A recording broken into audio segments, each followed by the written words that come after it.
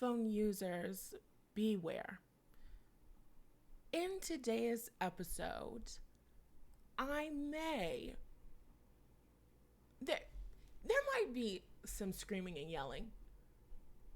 Likely there's going to be some cursing, but that's normal around here. But I feel very passionately about what we're talking about today. So just putting that disclaimer out there. I'm still not editing the episodes. maybe the introduction music is coming back next month. I don't know. Maybe you'll hear it on Thursday, but not today. So in today's episode, we are talking about manifestation, and we're talking about a belief that has kind of plagued me over the past 5 years. In manifestation, your job, your goal, your number one objective is to live in the end. And what does that mean? That means I'm repeating the story that aligns with my desire over and over and over again until it becomes a belief, and my subconscious mind is telling that story for me. And the more that I repeat my desired story, the more it shows up in my physical reality. And once it's a belief, then I'm telling that story on autopilot, and it's always showing up in my physical reality. So let's say I'm manifesting money in my business, manifesting growth in my business. Let's say that. New students, no, I don't even have to say new. I would say students seek me out. Students seek me out. And I'm telling the new story that students seek me out. I'm telling the story that there's an abundance of money in my accounts. I'm telling the story that I'm an incredibly successful business woman, business owner. And when I'm starting out telling that story, my physical reality could be the complete opposite. I could have no clients. I could have nothing. And that really was what my experience looked like, at the beginning of last year? I think it was the beginning of last year.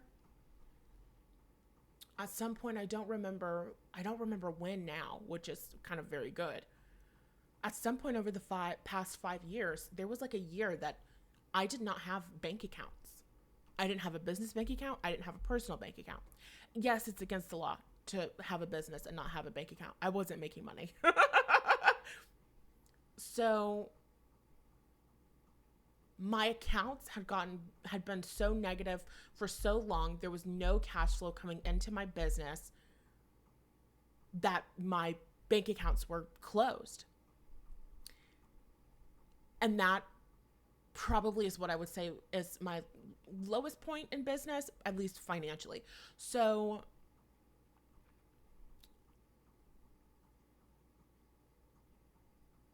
when I was ready to start calling in clients and manifesting more money and focus more on coaching and selling courses and blah, blah, blah, blah, blah, which is a lot of the work that I did last year, 2023, I'm telling the story. The women are showing up. The women are showing up. I'm taking a shower, affirming, riffing. The women are showing up. Thank you, God, for all of these women showing up. All of these women are showing up. They're working with me. I've got all of these clients. And I did. I manifested clients consistently all throughout last year. When I first started saying those affirmations, when I first started riffing, there were no clients. There was nobody on my Instagram commenting saying they would love to work with me. There was nobody in my DM saying, hey, let's hop on a discovery call. And before then, I had a lot of experiences where I was doing discovery calls in my business for potential clients, and they would get on the call and the call would go good, and they'd be like, okay, well, I'm going to think about it. I'm going to get back to you. And then they wouldn't sign on. Right. So I had a lot of unsupported beliefs and a lot of unsupportive thoughts about money, clients, and whether or not I was wanted, blah, blah, blah. So I had to work through that. I'm still working through parts of that today. in certain ways. But the point is, when you start telling a new story, there's nothing in your physical reality that's going to agree with you. When you start telling a story that's completely different from what you're living, there's nothing in your physical reality that's going to agree with you. God, I want to give you so many examples from my life, but we don't have time, so I'm not going to. But believe me. Okay? That's me establishing authority in my brand. Believe me. So, okay. What we're talking about today is a belief that I've had over the past 5 years. Well, like all of my life, but, well, I don't know if it's all of my life. Oh, we're going to get into the origins of it later on in the episode. Let me just pause, take a breath, and start that sentence over. What I've just shared is relevant to today's topic because in manifestation, your job is to live in the end. Your job is to tell the new story no matter what's going on in your physical reality. And the more that you tell that new story, the more it reflects in your physical reality. And the more that you tell that story, the more it becomes a belief system. And your belief systems are thoughts that are running all of the time in your subconscious mind on autopilot. So you go from deliberately creating an experience to creating an experience on autopilot. Really quick example, we don't have a lot of time here. I went to the hospital last week, and I went to the hospital multiple times last week, and I had really great experiences. And one of the really great experiences that I had was actually with a man. This is not romantic. It was with a man who was a nurse practitioner, right? So he was the one who was seeing me. And we probably will talk about this more at a later time, but he just was the most kind, compassionate, loving man that I have ever met in my life. I was so deeply and completely taken care of, but it was like masculine containment. We do not have time to get into it. We will in the future. I pinky swear we will talk about it in the future, but we don't have time. So just understand. It was an amazing visit to urgent care, and this man was like the epitome of what it means to be a healthy masculine man. And I was like floored after the experience, after I got home from urgent care. Well, no, when I directly got home, I was in so much pain and it was terrible and the worst, whatever. But when I started to feel better, and even during the visit in the hospital, I was just like, oh my God, like, this guy is so good. Like, this is so crazy. And I did not wake up that day planning to go to urgent care, first of all. And I also didn't wake up that day doing journal prompts around my relationship with men. What did we talk about inside of, well, not just inside of the Love After Loss course, but what have we been talking about over the past month that I've been launching the Love After Loss course? It's not just a course to transform your relationship with your soulmate. It's a course to transform your relationship with men. So I have this experience with a man that I have never had in my life before. And I've had really good experiences with men over the years, but my experiences with men just keep getting better. And this is drastically different from my experiences with men growing up. My experiences with men growing up, they were apathetic towards me, which means they were indifferent towards me at best. They were indifferent towards my feelings, my pain. They did not show up for me. They did not take care of me. They sought out to hurt me, did not care when they did hurt me. They were apathetic at best and sadistic at worst. That was my relationship with men in my childhood experience and growing up into my late teens, early 20s, until I really started doing some of that healing work around my relationship with men. And for the past several years, things have been getting a lot better. But today, things are like, oh my fucking God, amazing. Okay, like a pinnacle. What's the 5 traits of a trustworthy man? 5 traits of a trustworthy man. I have to pick it out of my memory. Number 1, they're responsible. Responsible man is responsive. Oh my God.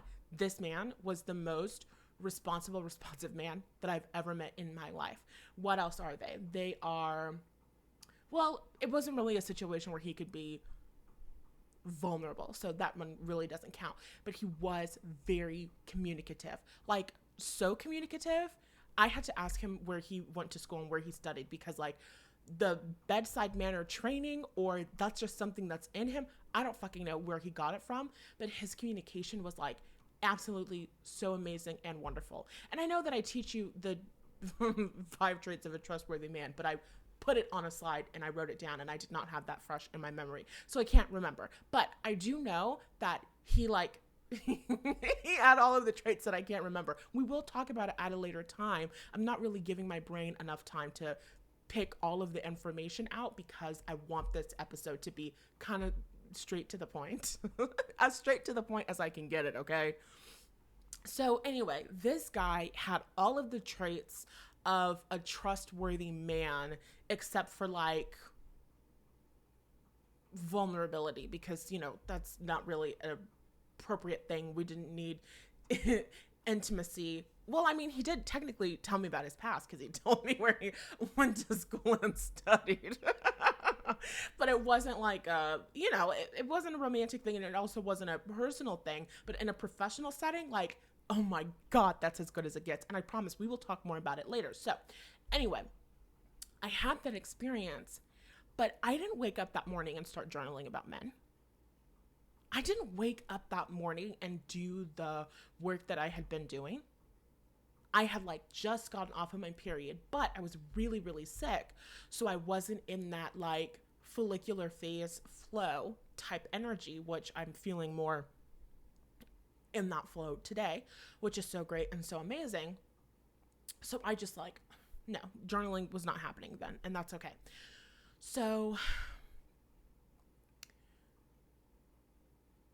I did not tell that news story deliberately on that day that I went to urgent care. But because I had been telling that story again and again and again and again and again, that's one reason why I love a launch. I love a launch, and I'm okay doing a month-long launch, because for that month-long launch, I'm immersing myself in that course, in that energy, doing those exercises, creating those workshops. Like, yes, it helps me. Selling is good, because selling also helps you as the person who is selling the offers, because you're practicing the work, you're in the work. So like, you know, business 101 tip. But what's my point? My point is,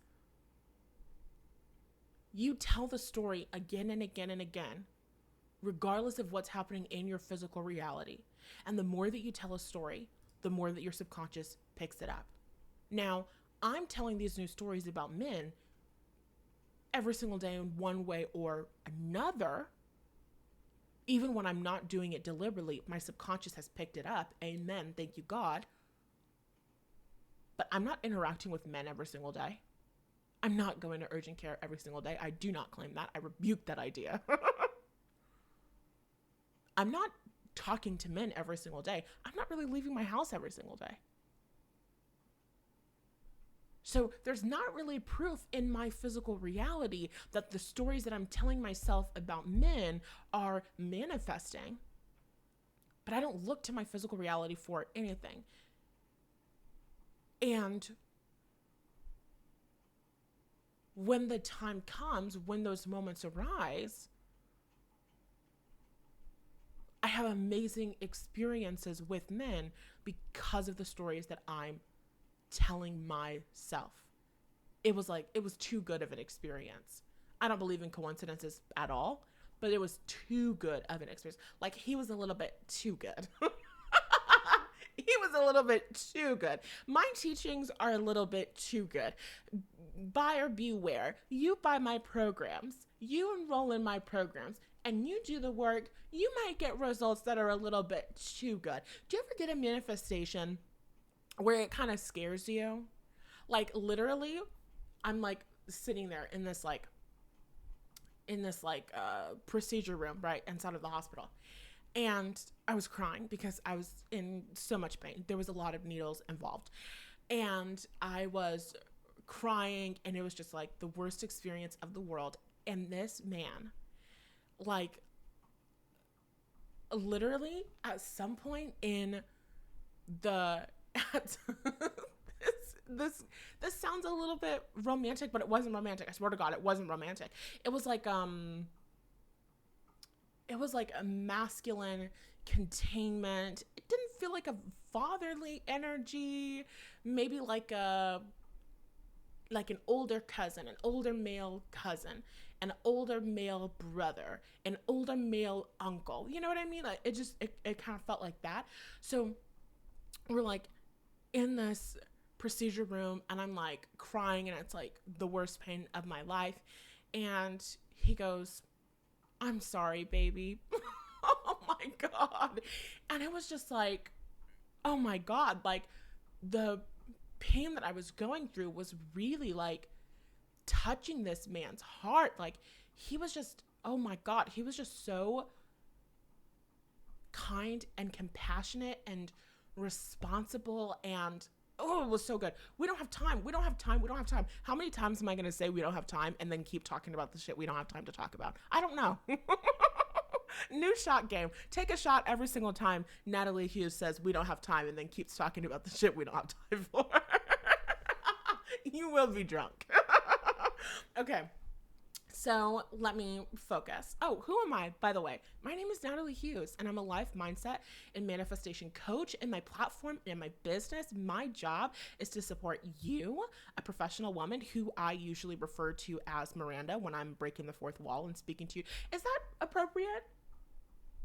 Would I be breaking the fourth wall? Because I'm talking to you guys all the time. But when I'm referring to you directly, when I'm speaking to you directly, then I will refer to you as Miranda. Anyway, you're a professional woman who wants to have it all. You want to have a huge impact in your industry. You're a trailblazer. You also want to have a huge impact in your income. You're a generational wealth creator. You're a generational happiness, creativity, and freedom creator. You know what I mean? Like, you're a pioneer in your family. You want to have the home, you want to have the husband who loves and adores you, you want to have the kids who are healthy and supported, and you want to have a career where you're respected. You want to have it all, and it's my job to help you create the mindsets, generate the energy and the beliefs so that that's possible for you, so that you can align to that, because I believe that it's what you were created for. I believe that it's your destiny. So, okay, getting into today's topic, we're going to pretend that was a 17-minute intro. But I'm setting it up beautifully for what I want to actually talk about. Okay, so we understand the basics of manifestation as I briefly described them at the beginning of this episode.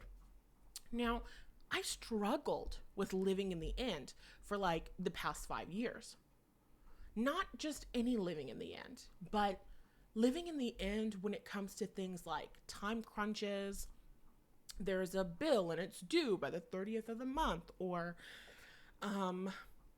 I've got this thing that I want to pay off and I want to pay it off now, or you know what I mean? Like, when there have been moments and instances where it was just like, I felt like I needed to manifest something or else there might be a negative consequence, that really tripped me up, where I would feel afraid to take myself to the end, because that's what you do, right? The bills are paid. I'm so grateful that the bills are paid. Thank you, God, that the bills are paid.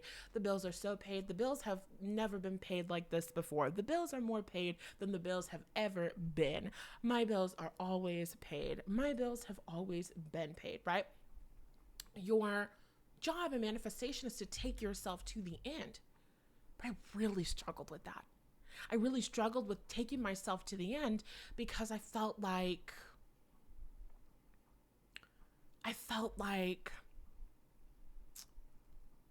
what did I feel like? I felt like, what if I'm taking myself to the end and then some negative, terrible thing happens while I am off in la la land having taken myself to the end, right? What if I take myself to the end in my mind and something negative happens in my present reality and I can't handle it or something, right? I just felt afraid. I felt afraid of living in the end. I felt like living in the end was impractical in certain ways. And It's really 100% not. And when you're not living in the end, you're just perpetuating the current story. So in a hyper masculine society where we only believe what we can see and taste and touch and blah, blah, blah, blah, blah, it's counterproductive. I don't believe it until I can see it. But your thoughts and the vibration that you're emitting is creating your reality. So if you don't believe it until you can see it, you are going to keep telling the story that it's not here and it's never going to show up. Like, you're going to continue living the life that you've always lived. Like, good for you, you know? So I struggled with that. And this is how I overcame that. I realized that my problem was that I believed it was possible for me to fuck this up. And then I was thinking about my high school experience. And I was getting so fucking mad. So fucking angry. And if I could go back in time, and no, we don't have time to talk about all the things that I am doing today and tomorrow, but if I could go back in time, even if I was a teenager, if I could be a 25-year-old adult, if I could be a 25-year-old sister to my 16-year-old self, I would go to that school and I would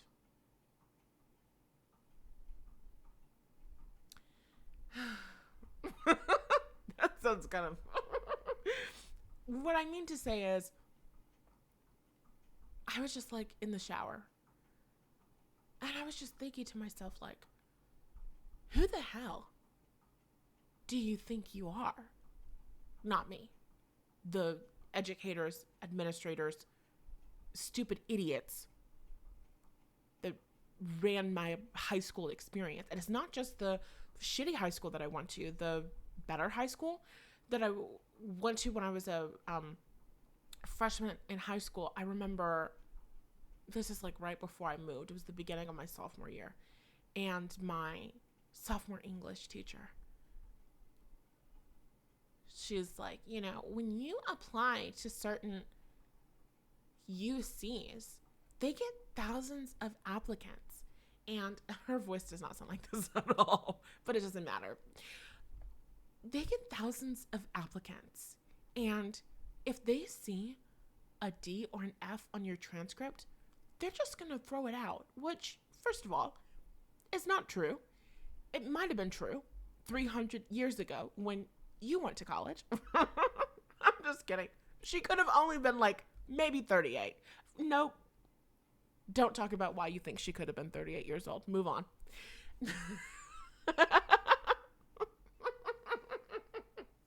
Okay, sorry. It's funny because she probably was maybe like 32 to 34. Let's move on. Next topic. So anyway, so she's giving what I think is supposed to be a pep talk. Can't figure out how. I can't find the pep in it. Can't find the pep. Cannot detect any pep in this. She's giving what I think is supposed to be a pep talk about our future. And I, in the year before, my second semester of English, I got a D in the class, which is so funny because when I went to college, I was an English major, and English is actually the class that I got the most D's in, which we don't have time to talk about it. I have hypotheses. I have hypotheses. I have theories. I have things that I know for sure. But anyway, that's not the point. So I had just got to do first day of my sophomore year. Super excited. We're going to turn our lives around. And here comes this bitch saying, well, you're never going to go to a good college. So do your best this year. Like, bitch, fuck you. It wasn't funny. It wasn't funny when I was in school. It was not funny when I was in school. It was a source of stress for me when I was in school. It was not funny whatsoever. But it's hilarious because of what I know now. They put so much fucking stress on us as children, on us as kids, even us as young people, even us as young adults, even us as teenagers becoming young adults. So much fucking stress, just again and again and again and again, reiterating this idea that if you don't perform well enough, if you don't do this, this, and this, if you don't meet this criteria, then the world is gonna throw out the baby with the bathwater, and you're gonna be shit out of luck, and nobody's ever gonna hire you. You're never gonna go to a good college. You're not gonna have a good life. And it's fucking ridiculous. And you always have a choice. So I'm like speaking figuratively, but you don't have a choice but to believe them as a kid. Because there's nobody else in your fucking life telling you that they're lying. They're lying. They're stupid. They're dumb. They're lying. One of the biggest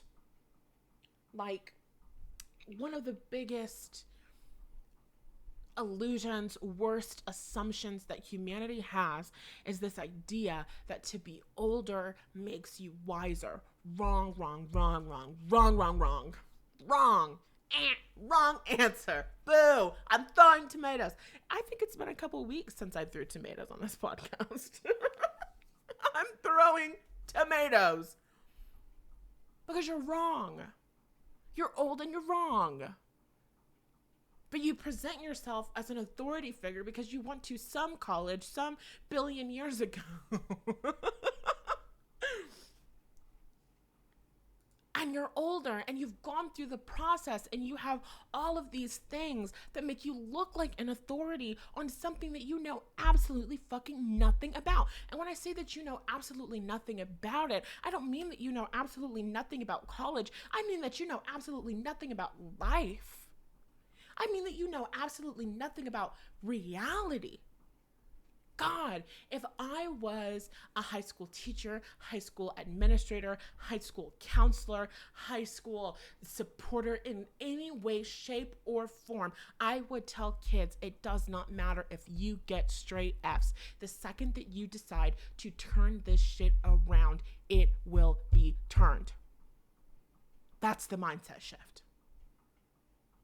There is no such thing as failure. Failure does not motivate anyone. Failure does not motivate anyone. Fear does not motivate anyone. When you are afraid, you respond in a couple different ways. You can respond in fight or flight. You can respond in freeze. You can respond in fawn. I break all of these things down inside of the I Can and I Should course, but quick rundown. If you're a kid in school, the kid who's responding in fight, the kid who's responding in fawn, maybe even the kid who's responding, no, maybe I wouldn't say flight, but the kid who's responding in fight or fawn, that might manifest in the kid doing the work. I feel so sad for all of the kids who got really good grades in school. Like, I feel so sad for, like, all of the kids because, you know, the education system is really a piece of shit that needs help and support. But anyway,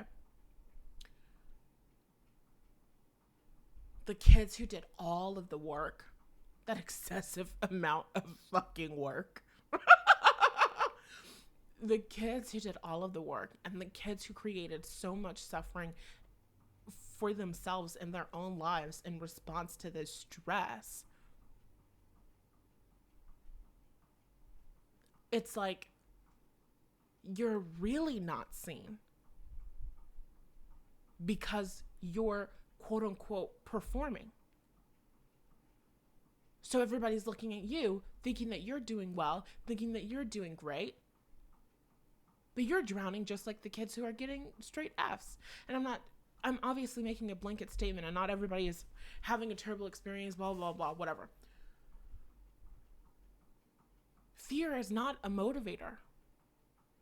Fear is not a motivator.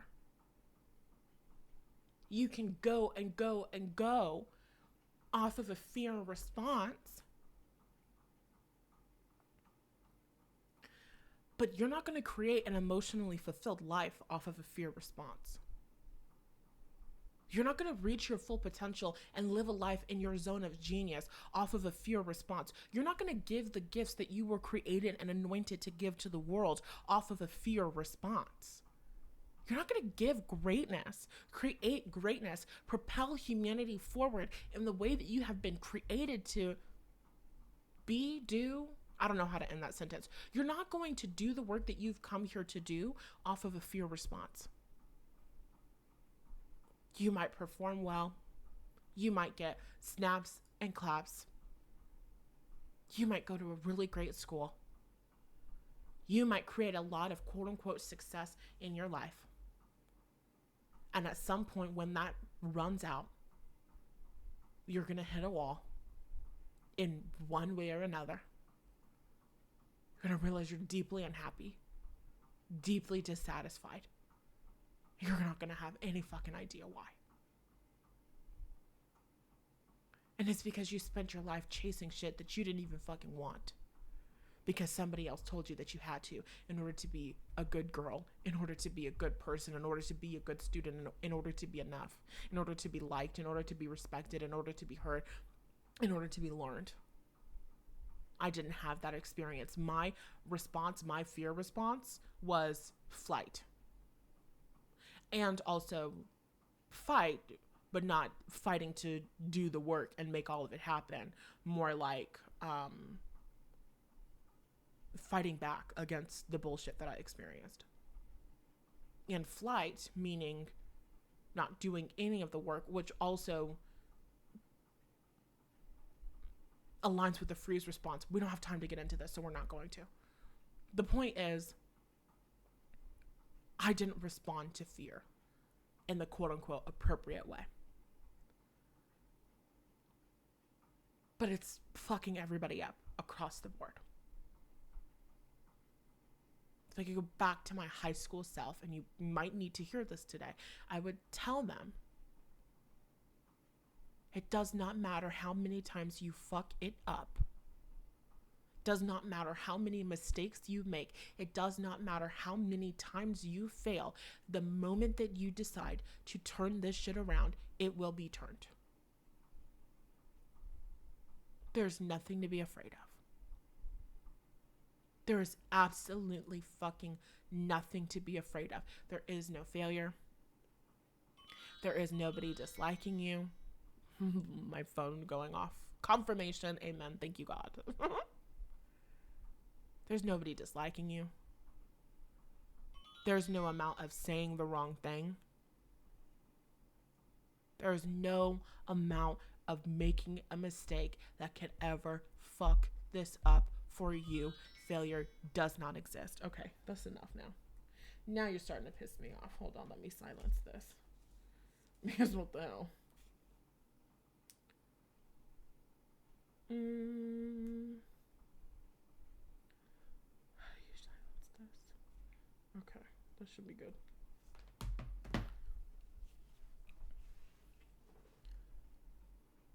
You seriously cannot fuck it up. You can't fuck it up. That's the message. That's what I've needed to hear for the past 5 years, but also for like the past 10 years, maybe 11 years, 13 years. I don't know. Don't do the math. Don't do the math. Don't do the math. I spent so much time so afraid.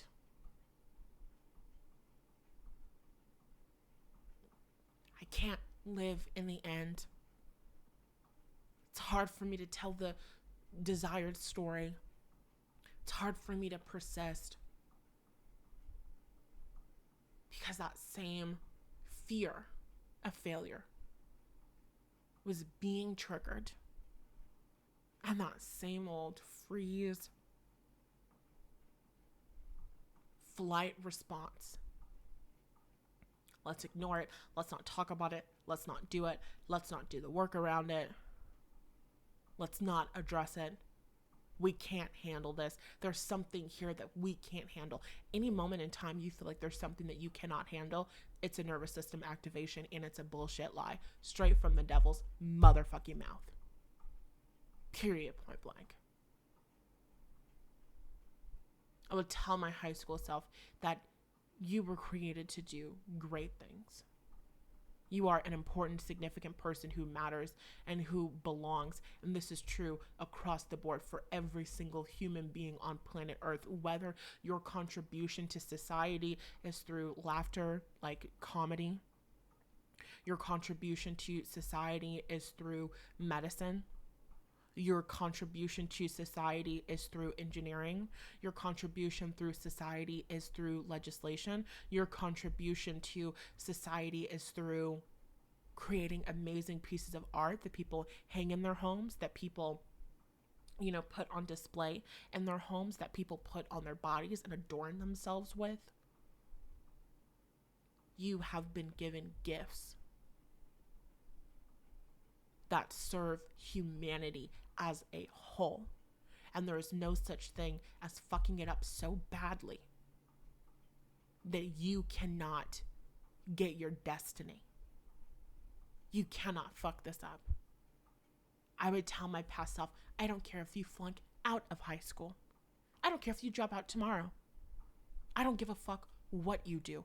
I need you to understand that the second you decide I'm ready to turn this shit around and I'm ready to get what I came here for, it will be turned. That's the message. That's the episode. I really don't have much else to say. The worst lie that I ever told myself was that I might fuck it up. Something bad might happen in my business, in my money, with my finances that could possibly end me, ruin me, stop me from creating success, wealth, happiness, travel, freedom, creative self-expression. Bullshit. Complete and utter bullshit. It's the worst lie that I've ever been told, that I've ever started telling myself, and that we tell our children. The worst lie. Failure is not a possibility. Failure is not a possibility. You get to be neutral about the negative. From a law of attraction standpoint, everything is reflecting something back to you. So when the negative happens and the negative manifests, it's just reflecting back a story, an experience, a vibration, something that's alive within you. You get to be neutral. You get to observe it. You get to figure out what's alive within you that has attracted it. And then you get to change it. You get to shift it. You get to tell a new story. You get to build a new belief system. You get to make a different choice. You get to create a new experience. I was so fucking angry. Because how dare the people who were responsible for my education, how dare they behave in the way that they did? If I could go back in time, I would say, don't you ever underline, italicize, bold, increase the font size so that it stands out on the page. Don't you ever allow a white person to tell you who the fuck you can be, what the fuck you can do, and what you can accomplish in your goddamn life. Ever.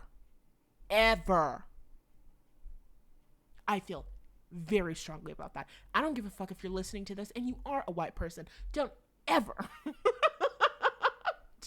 let a white person tell you what the fuck you can do and who the fuck you can be and what the fuck you can achieve in this life. Period. That's the base rule. Ever. How much struggle, how much stress, how much fear? Who the fuck do you think you are? Who the fuck died and made you the king of deciding somebody else's fucking potential? Who the fuck died and made you the king of deciding who the fuck gets into college? You don't even work for admissions. You do not work in the office of admissions at any University of California school. You literally do not. You literally do not. And that's not even how their fucking admissions work. I think they have what's called like holistic admissions. I don't remember. It's been a very long time. But that's quite literally not how those particular admissions work. There are some colleges where they just want to look at your grades and determine whether or not you're in. There are other colleges where you have to like answer essay questions and blah, blah, blah. And that's how I got accepted into college, with all of my D's and F's. Because I'm an incredibly amazing writer, which is so funny because all of my bad grades in school were in English classes. And I wrote about my story and my life and my accomplishments. And I got into every single college that I applied to. Because although there were certain degrees that I internalized all of the bullshit stories that were told to me, in my heart and in my soul, thank you God, I can never let a white bitch tell me who I can be and what I could do. Ever. In my life. Sorry about it. Never that. I'll be a lot of things. I'll do a lot of things. But I'll never be somebody who allows a white person to tell her what she can do, who she can be, and what she can achieve. Hell no. Absolutely fucking not. Not me. That's not my story. That's not my life. And that's my message for you today. And if the teacher who told it to you was black, then fine, put that in there too. It doesn't really matter, but for me, it was several white people. So that's the most relevant part.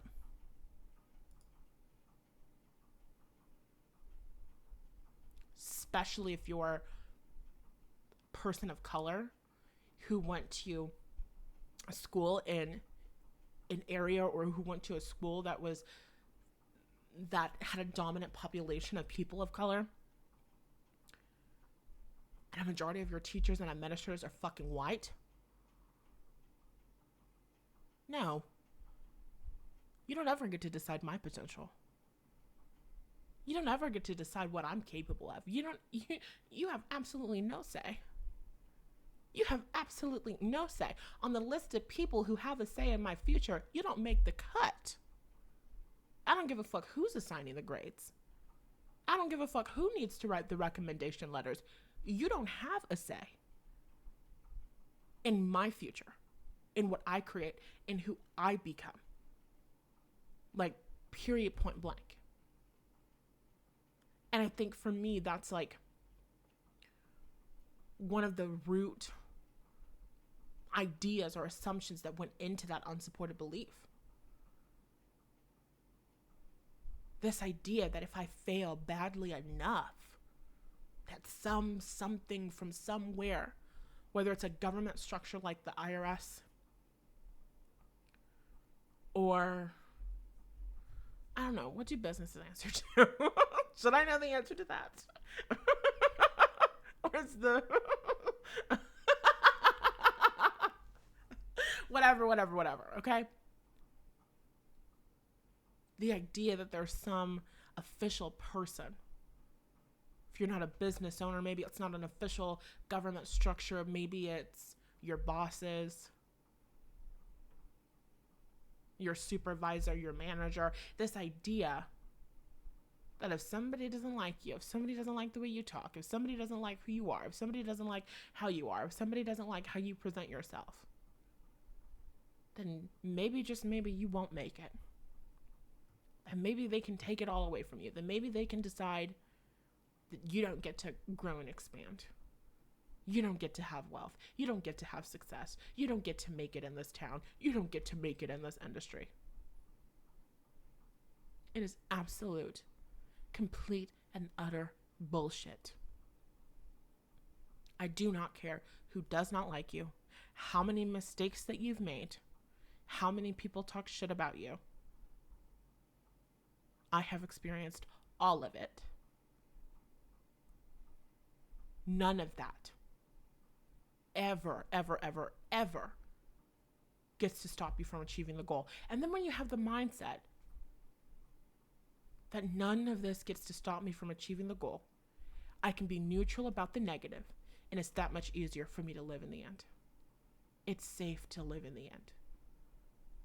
I don't have to fear negative experiences. I don't have to fear failure. I don't have to feel mistakes. It's safe to live in the end. It's safe to ride this wave. It's safe to navigate through this journey. It's safe to trust in God. It's safe to trust in the world. It's safe to trust myself. It's safe to trust my destiny. No matter what happens, no matter what comes, the second that I decide to turn something around, I can. Nothing is beyond repair. Nothing is beyond hope. And that's probably the worst part about that whole experience. Like, how dare you ever do anything that could take hope away from a child, a young person, a human being? I think hope is sacred. I think optimism is sacred. A positive outlook, a positive expectation is sacred. And when I say it's sacred, I mean it's something that you do not fuck with. I think those educators are an absolute disgrace to education, to the fucking nation, to the world. And it sounds funny and it sounds dramatic, but it's not. Because how many children are brilliant like me? Were brilliant like me. And we're responding to that fearful bullshit with a flight response and a freeze response. And because their educators and administrators are fucking idiots who lack empathy and understanding, who are there because it's the only thing that they feel that they can do, not because it's their calling to be there. We don't have time to get into that.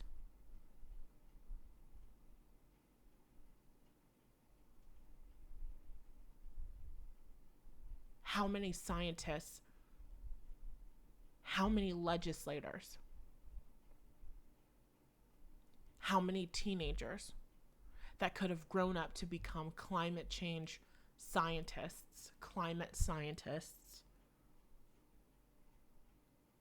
who could have become legislators, who could have become Supreme Court justices? How many people didn't follow their dreams? How many people are not living in their zone of genius? How many people are not giving their brilliance to the fucking world? Because some piece of shit took hope away from them when they were 14 years old.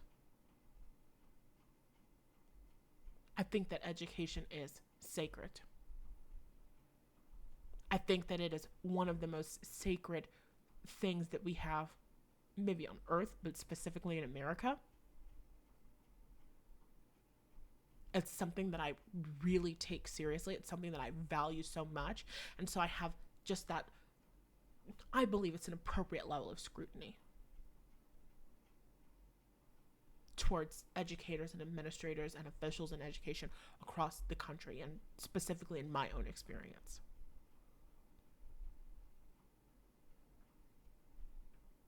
There's a very heavy weight that comes with taking on a leadership role.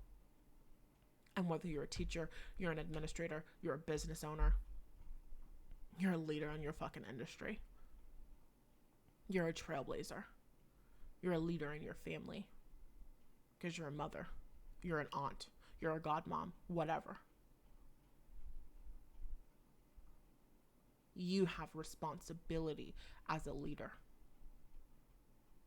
You have responsibility in how you live and the example that you set. And you have an example for the words that you say and the way that you teach. And the impact that that has on the young people of the nation who become adults. And when I look at all of the fucked up shit that's happening around the world, and the level of people who, whether or not the joke is funny, doesn't matter. But there's a lot of depressing fucking tweets in the world. Well, we're fucked. Well, the nation is fucked. Do you know how many people are walking around feeling powerless? See shitty things happen in the world and wish that somebody else would come to save them? Because somewhere along the way, they were told that they were not leaders. Somewhere along the way, they were told that their voice didn't matter. Somewhere along the way, they were told that their voice wasn't important. You think it's just one teacher one time? That's one human being that is having access to dozens and hundreds of students over the course of a career that spans decades long. And we really don't have time to talk about this, but God damn it, we're going to make the time and we're going to make the space. Because it's really fucking important. I don't know what other bullshit things those teachers and administrators said and did, but I know that way of thinking. I know how those thoughts and those beliefs in your subconscious mind will come out in your speech, in your behavior, in your choices, even when you're not consciously aware. That's dangerous. All it takes is one person to say some really damaging, hurtful shit to somebody who is young and impressionable and who does not have the mental capacity to change their mindset. You're not born with these skills. You're not born with the ability to listen to some bullshit and say, actually, that's some bullshit and I'm not going to believe that.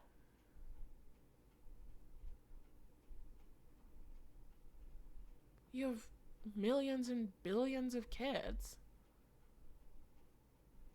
who are essentially helpless.